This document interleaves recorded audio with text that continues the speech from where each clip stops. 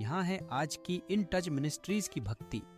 आज के शास्त्र पठन का स्रोत है कोलोस्सियों अध्याय 4 श्लोक 2 से 4। सावधानी और धन्यवाद के भाव में लगातार प्रार्थना करते रहो। साथ ही हमारे लिए भी प्रार्थना करो कि परमेश्वर हमारे लिए वचन के सुनाने के लिए द्वार खोलें, कि हम मसीह के भेद को स्पष्ट करें।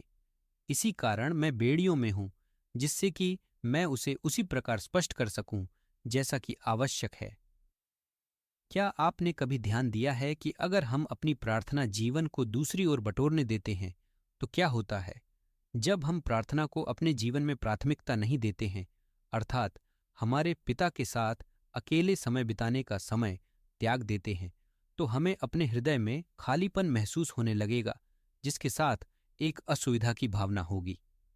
उलटे, जब हमारी प्रार्थना जीवन सक्रिय होती है तो भगवान के महान हाथ द्वारा हमारे कंधों से बोझ हटा दिया जाएगा।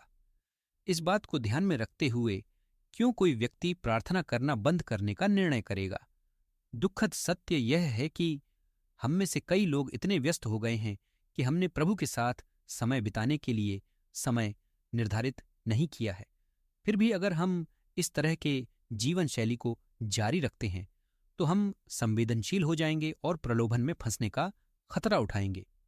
इन कठिनाइयों से बचने के लिए हमें अपने पिता के साथ संवाद और सहभागिता पर उच्च प्राथमिकता देनी चाहिए।